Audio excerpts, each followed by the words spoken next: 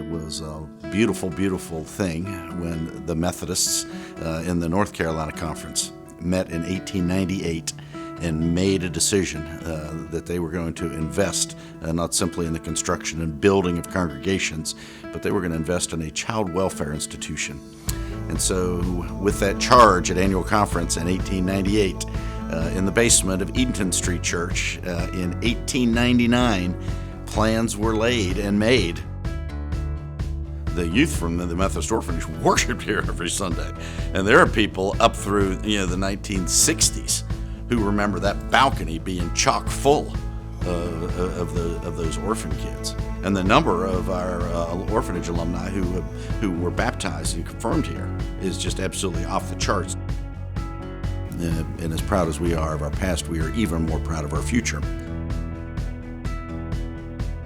There was not a vehicle in Wake County to match people who had things with people who needed things. And we thought, why can't we create something that matches those?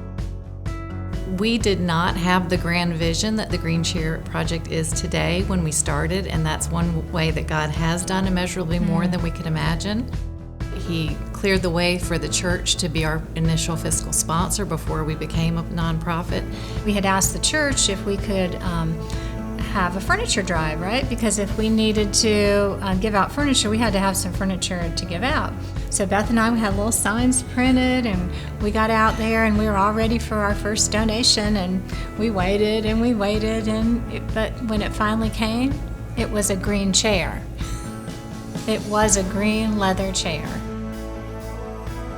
We had a gentleman come in who had been, he was from the men's shelter. He had been sleeping in the woods for 15 years. When he came to us, he did not think that he really needed anything. He said, I've got a bed, I'm really good. Haven't had a bed in 15 years, I really don't need anything else. And by the end of it, he's picking out throw pillows to go with his love seat, and he's so excited, and you could just see the kind of hope that he had. So I think the biggest impact for me is seeing the hope that comes from it. One of the doctrines of the Methodist Church is the doctrine of providence, and we believe in prevenient grace, and we think that God precedes and that the Holy Spirit leads, and so we are relying upon the people who are part of Edenton Street United Methodist Church to give to that which they have not yet seen and to things which they could not imagine.